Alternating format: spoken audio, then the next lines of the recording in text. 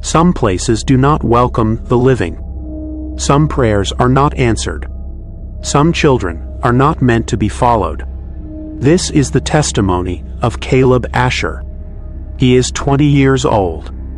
He has changed his name. He does not look over his shoulder. This is why.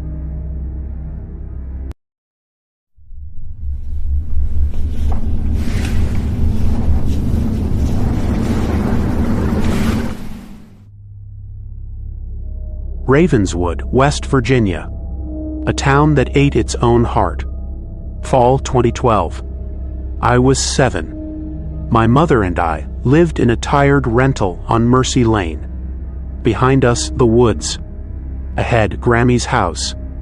Between them, the shortcut. It wasn't a path. It was a wound. A worn trail through a hollow where 3 dirt roads met. The locals called it Trinity Cross. Nothing grew there. The ground was always soft. For 3 days, Grammy didn't visit. I missed her. So after school, I walked toward her house instead of mine.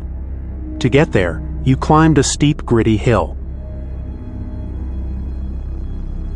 At the top, you could see her whole white clapboard house below, close enough to hear a screen door slam. I always stopped and yelled, "Grammy, I'm coming," then I'd run down laughing. That day, I reached the crest breathless.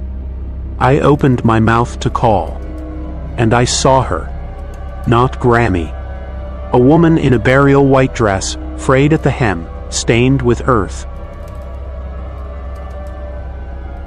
She was crossing the dry well in Grammy's yard, not around it but over it, as if the air were solid. Then she moved toward the locked door, and passed through it, not by opening it, by becoming smoke, shadow, and regret. I ran home. When I burst inside, Grammy was there, sitting at the kitchen table as if nothing was wrong.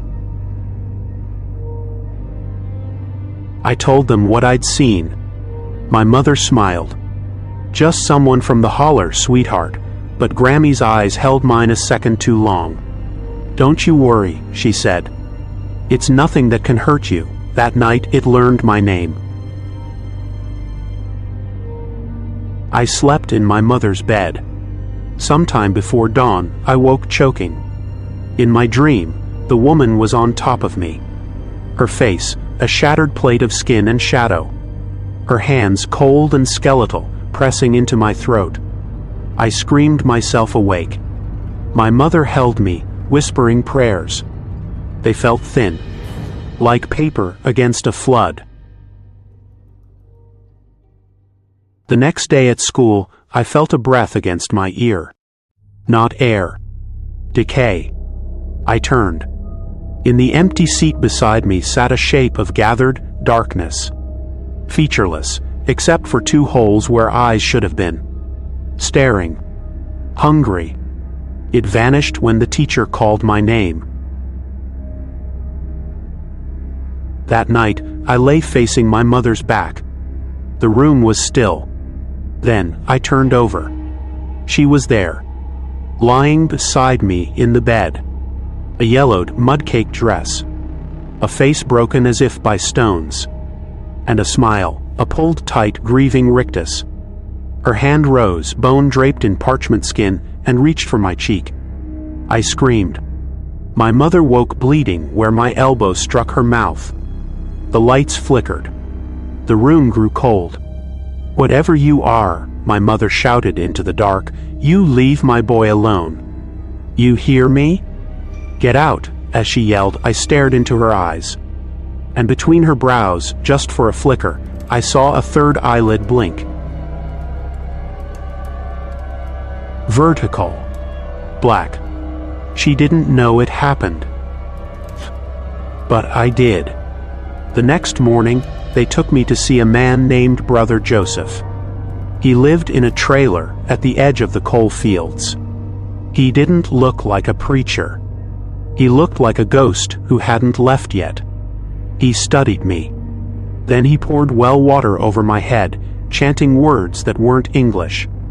The water burned cold. She's a clinging thing, he whispered. Died with a child inside her. Now she wants one to replace it. She's chosen yours.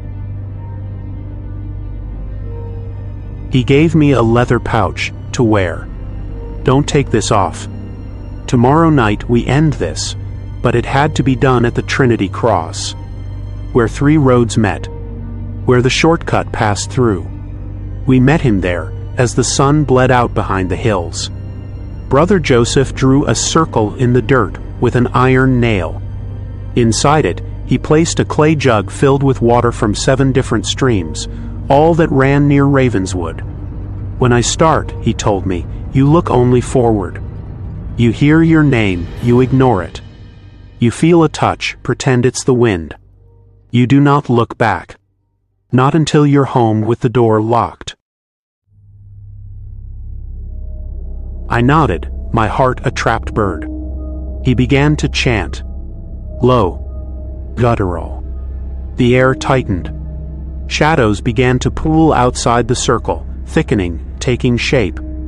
He poured the stream water over me, scattered bone dust and dried marigold at my feet. Then he drove 4 iron spikes into the earth at the 4 directions. Go, he hissed to my grandmother. Now. And don't let him turn. Grammy gripped my head, forcing my gaze forward. We moved fast up the path. But the woods were whispering. Caleb, a voice wept, soft as rotting silk. Don't leave me lonely, my chest ached. I slowed. I just want to hold you. I just want to sing to you. Tears blurred my vision. I stumbled. And I looked back. At the Trinity Cross, Brother Joseph was spinning the clay jug in a slow, desperate circle. Around him, the shadows had risen into figures, dozens, pale and reaching. And among them, the woman in white, her face now clear. Not angry. Heartbroken. Eyes like open graves. She saw me seeing her. She smiled. Then Grammy's hand struck my cheek hard.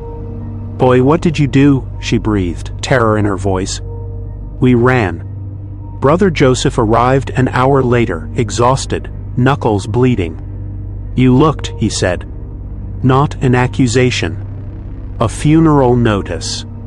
She's not gone. She's tied to you now. Because you acknowledged her.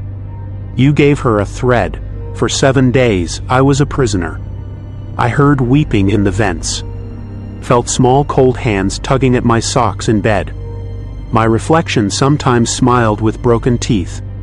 Brother Joseph sealed every window and door with oil and ash.